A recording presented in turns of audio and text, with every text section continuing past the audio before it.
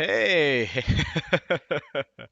So, Teraka has posed a 1-1 Codolt challenge to do 2 times speed on Coda in order to beat the first floor of it. It took, I don't even know how many attempts, like 400 or 500 attempts. Today's actually been a pretty good day about it, in that I managed to beat, not beat, well, I mean, I did just beat it. That's why I'm pulling up the damn recording. But I think I opened the stairs about 11 or 12 times today. I actually also technically completed it by bombing open a potion and then accidentally running into a trap door, but Taraka has informed me that that does not count. So we have this, and God, this beat is goofy. Yeah. But that's okay. He let me know that as long as I, can show that I'm on 1-2 and then pop up the replay, that should be perfectly fine. So, down to the right. There goes the Minotaur. I actually miss it. Yeah. And then I sit here for about 5 seconds and then kill myself. I found one of the most important things, and I guess I'll just keep playing for a minute because why not?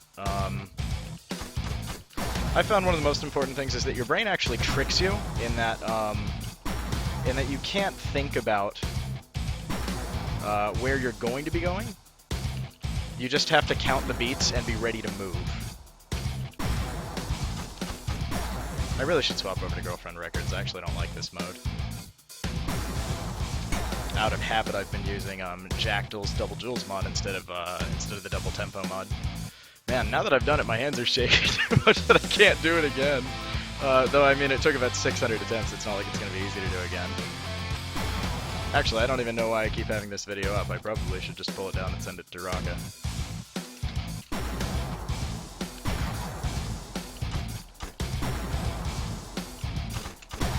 You'll see that at the beginning of the video. Wow. Hang on, maybe I just shouldn't be talking while I'm doing this.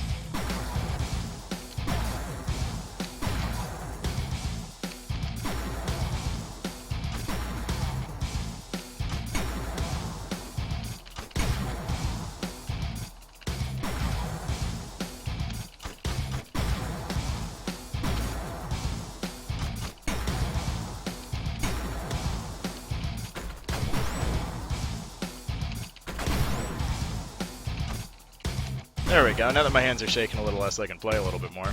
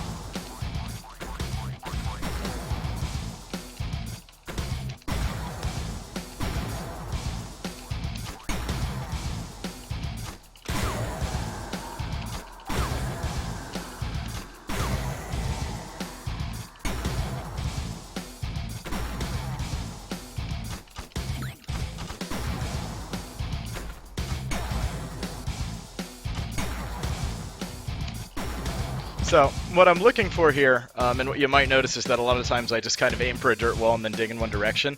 At 4 times beat, you can't really react to it. It's too fast. So what you have to do instead is, like, I'm going to count down 2, then I'm going to count over 4 right, and I'm not going to look at the visual. I'm not going to see the animation because the animation's too slow to lie to you. I'm just going to worry about my finger presses and just go 2, 4, 1, and then just mash down until I figure out how many I want to count out again after that.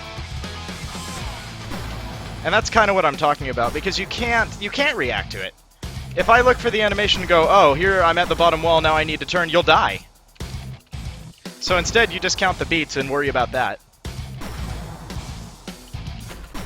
Which is why a lot of times, right at a dirt wall is where we end up dying.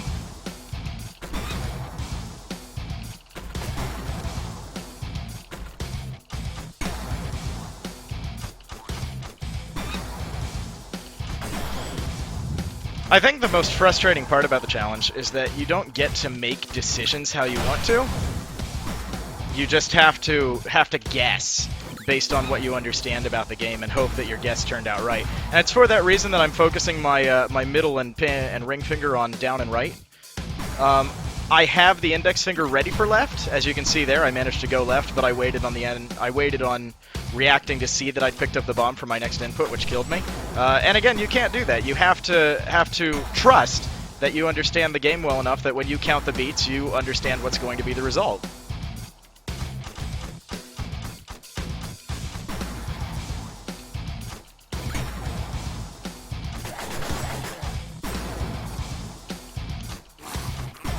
Which is why a lot of these deaths are right after entering a room, because I try and react to it. I mean, I've played this game a lot. Was that a green bat? Holy shit. So, I mean, you can keep the beat after a time, but that's not enough in this mode. It's not just enough to keep the beat. You also have to be able to have properly guessed where to go. Like, on my thing, I missed the bomb, and if I didn't have another bomb, I wouldn't have been able to do it. But I mean, even then, I can't wait and see where the bomb's going to go. You just have to assume that it's going to work. And fortunately, I was able to notice in that 3 beats before it exploded that it wasn't going to go off in time.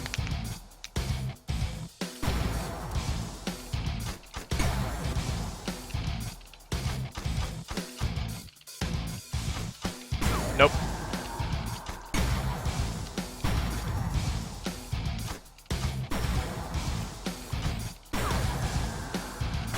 And I guess that's the other part. You also have to wait for a good layout. Like, I can't be going halfway across the dungeon. Because I won't make it. 1, 2... I've kind of considered bombing a slow trap, but I don't see how that could really... It's wasting the bomb that I need. And it might go slow enough that afterwards I could just play it normally, but it would be still an extremely hard challenge, and I think it's probably easier to just, you know, just bomb the boss and then run. And it pretty much needs to be the Minotaur or the Dragon. Bat tends to have more compact rooms. Man, it's hard to play this and talk at the same time.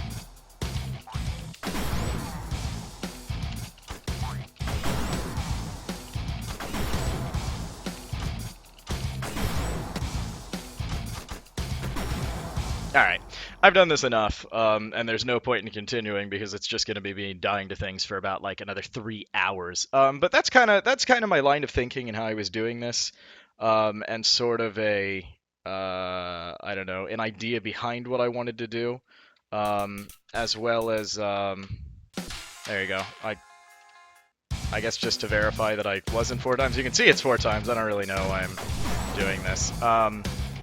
But I guess that's just kind of my thought process behind why I'm doing it. A lot of people talk about how they have trouble doing 4 times speed, and I think a lot of it is, some of it is that it's just a very hard speed to keep, but I think a lot more of it is that people are waiting to see where their character is, or waiting to react to things, and the animations don't go fast enough. You just have to trust that when you do, you know, 4 rights, that whatever would have happened is going to occur, and work off of that, and you can't wait to see the result because you'll die.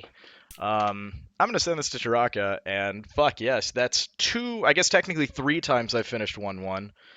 2 doing it legitimately killing a boss, and 1 accidentally falling down a trap hole after getting a potion, which is silly and adorable. Cool stuff.